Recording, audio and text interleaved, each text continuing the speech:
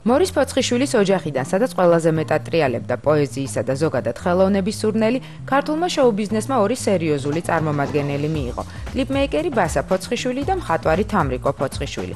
ორი განსხვავებული ხასიათის და, რომელთაც შოუ-ბიზნესის წრეებში მათივე ნამუშევრებით დიდი ხანია კარგად იცნობენ. სხვათა შორის ოჯახში ორივეს თავისუფლად ზრდიდნენ. ისიც მნიშვნელოვანია, რომ საბჭოური შეზღუდვებით გაჯერებულ საქართველოში სხვებისგან განსხვავებით მათთვის ბევრი რამ აღმოჩნდა ხელმისაწვდომი. ეს მაშინ, როდესაც ამავე საქართველოში ინფორმაციის ნაკლებობა და ეგრეთ წოდებული რკინის ფარდის ფაქტორი ჯერ კიდევ სერიოზულად მოქმედებდა. მორის ფოცხიშვილთან ხშირად ჩამოდიოდნენ მეგობარი ხელოვანები დასავლეთიდან. თამრიკო ფოცხიშვილზე ამანაც დიდი გავლენა იქონია. სხვათა შორის დები იმითაც იყვნენ გამორჩეულნი, რომ მათ ერთ-ერთ პირველებს ჩაუვარდათ ხელში ვიდეო მაგნიტოფონი. მომავალში ეს თამრიკო ფოცხიშვილისთვის კინოსთან დაახლოების პირველი სიგნალი აღმოჩნდა. მორისის წიგნი გამოიცა გერმანიაში, უბრალოდ გერმანულად ითარგმნა, გამოიცა შვეიცარიაში და ამ ჰონორარით, მაშინ რაც იყო ეს ტექნიკის სიახლე, გვიყიდეს ვიდეო და უყურებდით ამ კასეტებს, მაგრამ საქმე იმაში, რომ კასეტებიც არ იყიდებოდა, არც ვიდეოთეკები პრაქტიკულად არ არსებობდა და პოულობდით თბილისში იმ დანარჩენ 4 მფლობელს, რომელსაც შეიძლება გაგვეცალა კასეტები.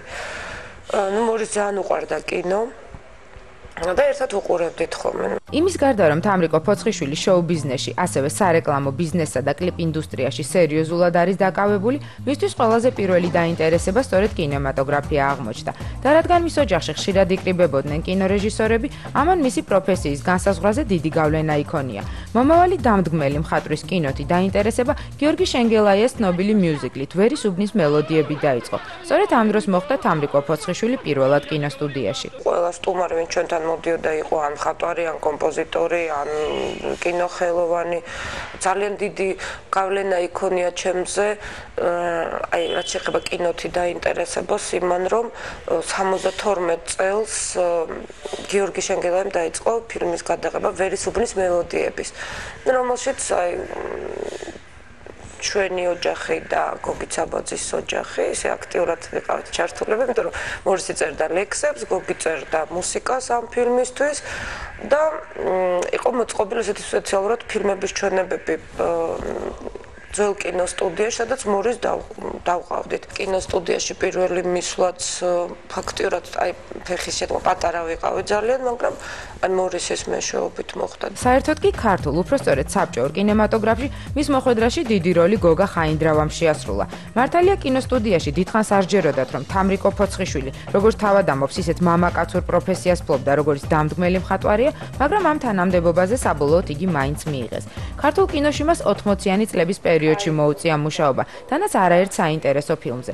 თამრიკო ფოცხიშვილმა არამხოლოდ ირაკლი შავლიაშვილთან, არამედ ლევან ზაქარეიშვილთანაც იმუშავა, თუმცა განსაკუთრებით მაინც რეჟისორ მიხეილ კალატოზიშვილთან ერთობლივ შემოქმედებით პროცესი ხსენებს. სხვათა შორის ამ დროიდან მას ფერებთან საკუთარი, განსაკუთრებული დამოკიდებულებას გაუჩნდა. დაიწყო გადაღება მიშა კალატოზიშვილმა ფილმზე „რჩეული“.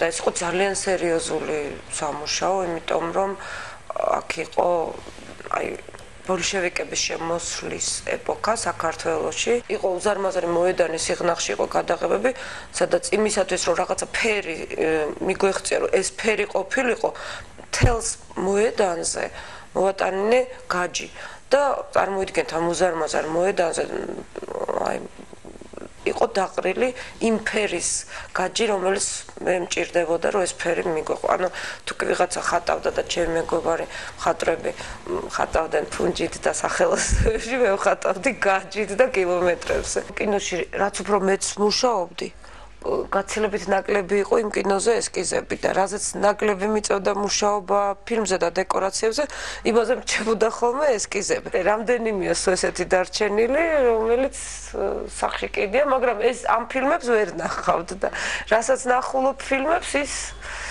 ის ფილმებშია და არა ესკიზების სახით. სხვათა შორის ამავე პერიოდში მიხვდა თამრიკო ფოცხიშვილი, რომ იგი პოპულარულია და ეს მომავალში მას ბევრ რამეში დაეხმარება. იმის შემდეგ კი, რაც ქართულმა კინომ ნელ-ნელა დაკარგა ძველი შესაძლებლობები, მან შოუ-ბიზნესში გადაინაცვლა. ამ მიმართულებით მისი პირველი სასცენო მეტამორფოზა ფილარმონიის დიდ საკონცერტო დარბაზში მოხდა.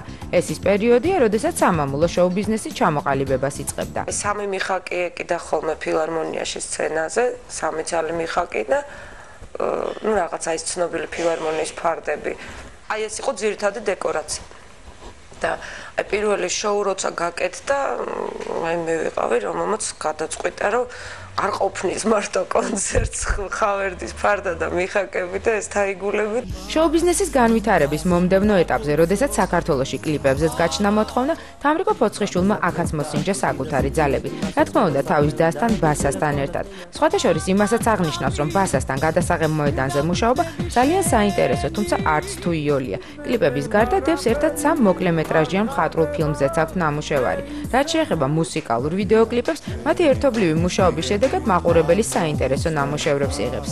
მიუხედავად იმისა, რომ ძალიან ბევრ რაღაცაში ვეთანხმებით ერთმანეთს და პრაქტიკულად ერთ პროდუქციას ვქნით ერთიმორის გვერდი და თითქოს ესე არის, მაგრამ აი ბასასთან ესეთი შეწყობილი მუშაობა არ გამოდის. რაღაცებში გვესმის ერთმანეთის, ანუ ემთხვევა ჩვენი აზრები, გემოვნება. აი ეს ის პუნქტია, სადაც მართლა მანდ ლეგოსავით არის აწყობილი. თამრიკოს გარეშე ვარიანტი არაა, რომ დავიწყო გადაღება. არ არსებობს, იმიტომ რომ თუ არ არის, და რომ ვამონტაჟებ ხოლმე და რომ ვამთავრებ. ვურეკავ ხოლმე და ვეუბნები, რომ დღეს ღამე დამთავრდება და მთელი ღამე ზის და მელოდება, იმიტომ რომ პირველი ადამიანი, ვისაც ვაჩვენო, და ეს არის თამრიკო. და თუ ამბობს თამრიკო, რომ კარგია, ესე იგი კარგია და თუ ამბობს, რომ ცუდია, ცუდია. მოკლედ ბავშვობიდან რადიკალურად განსხვავებული გემოვნებისა და ინტერესების დები დღეს ერთად ადვილად მუშაობენ. თუმცა ალბათ ბავშვობაში ფეხბურთსა და გარუჯვაზე შეყვარებული ბასა და კითხვითა და ფილოსოფიაზე საუბრებით დაინტერესებული თამრიკო ნამდვილად ვერ წარმოიდგენდნენ, რომ შოუ ბიზნესში ერთად მოხვდებოდნენ და პატარა რევოლუციებსაც მოაწყობდნენ, როგორც სასცენო, ისე კლიპ ინდუსტრიის მიმართულებით, საახალწლო გადაცემებით და სხვადასხვა პროექტებით, რომლებიც სწორედ თამრიკო ფოცხიშვილის სასცენო დეკორაციებზე დაყრდნობით შეიქმნა. ჩვენი ინტერესები აბსოლუტურად ერთმანეთს არ ემთხვეოდა. ეს იყო ბასას პრაქტიკულად ვერ ვნახულობდი. იმ პერიოდში, როცა მე ვსწავლობდი, ბასა ან ფეხბურთს თამაშობდა, ან ჩოგბურთს თამაშობდა, ან სადღაც ცურავდა, ანუ პრაქტიკულად ვერ ხვდებოდით ერთმანეთს. ნუ შეიძლება ის ზაგარის მიღების პროცესში შევხვედროდით და ეგ იყო მეგობრებიც განსხვავებული ყავდა. და ცოტა მოგვიანებით, აი უკვე როცა ინსტიტუტში ჩააბარა, აი მაგ პერიოდიდან აღმოჩნდა, რომ საერთო ინტერესები გქონდა. და იქ მოხდა ჩვენი თავიდან გაცნობა, რასაც ქვია, იმიტომ რომ ნუ სახლშიც ვერ ხვდებოდით ერთმანეთს, დღის სხვადასხვა განრიგი გქონდა იმას მე. და პრაქტიკულად აი კინო იყო ის, რამაც უკვე აღმოაჩინა ჩვენში აი უფრო მეგობრები. სხვათა შორის სამამულო კინემატოგრაფში არსებულმა კრიზისმა თამრიკო ფოცხიშვილი კიდევ ერთ საინტერესო ფორმამდე, რეკლამამდე მიიყვანა. ცნობისთვის იგი არა მხოლოდ ვიდეო, არამედ ბეჭდურ რეკლამაზეც მუშაობს, მათ შორის პოლიტიკურზე. რაც შეეხება მის რამდენიმე გახმაურებულ ნამუშევარს, მათ შორის მაგთის სარეკლამო რგოლს ქვევრები, მათ ქართველი მაყურებელი შესანიშნავად იცნობს. რეკლამასთან დაკავშირებით მას თავისებური დამოკიდებულება და საკუთარი რეცეპტიც კი გააჩნია. მიყვარს მაგალითად უფრო იუმორში მიდგომა, უფრო ახლებური დანახვა, რაღაცა არა შეხამებადი ორი ფერის გამოყენება, რომელიც ისე გააქტიურებს სიტუაციას, რომ არ დაგავიწყდება დიდხანს. ყოველ შემთხვევაში, სანამ ეს პროდუქცია არსებობს, იქნება ეს სიმღერა თუ რაღაცა სარეკლამო პროდუქტი, ყოველ შემთხვევაში ეს გემახსოვრება. გადატვირთული სამუშაო გრაფიკის გამო სახლში იშვიათათაა, თუმცა იმ დროს, როდესაც სახლშია, მაშინაც ბასასთან ურთიერთობითა და საუბრითაა დაკავებული. სხვათა შორის ფოცხიშვილები ასეთ დაძაბულ გრაფიკს დიდი ხანია რაც შეეჩვივნენ. და ბოლოს ეს მისი მოგზაურობის შედეგია. ერთთვიანი აფრიკული ვოიაჟიდან თამრიკო ფოცხიშვილმა არა მხოლოდ საინტერესო ნივთები ჩამოიტანა, არამედ აფრიკული ტომების ხასიათსაც კი გაეცნო. აფრიკაში გვხვდებოდა ისეთი ნიღბები, რომელიც რაღაცა ნიშნავს, ანუ რაღაც სხვა ისეთი საკრალური და რაღაცა ესეთი საშიში არ ვიცი, აღარ მინდა თქვა სიტყვა ვუდუ და ეგეთი რამები და იმას იმ წუთშივე გრძნობდი და იმას არ ყიდულობდი და ყიდულობდი რაც უფრო ლამაზი იყო და მომწოდა და ვიკითხავდი ხოლმე რომ რას ნიშნავს. ეს არის ძალიან სერიოზული ნიღაბი, იმიტომ რომ ეს ყოფილა ულამაზესი აფრიკელი მოცეკვავე, რომელიც სადღაც რაღაცა 200 წლის წინ ცხოვრობდა და აი ეს მოცეკვავე ყოფილა ულამაზესი გოგო და იმის სახეს იმეორებენ სულ როგორც სილამაზის სიმბოლო არის რაღაცა ეს მოცეკვავის სახე.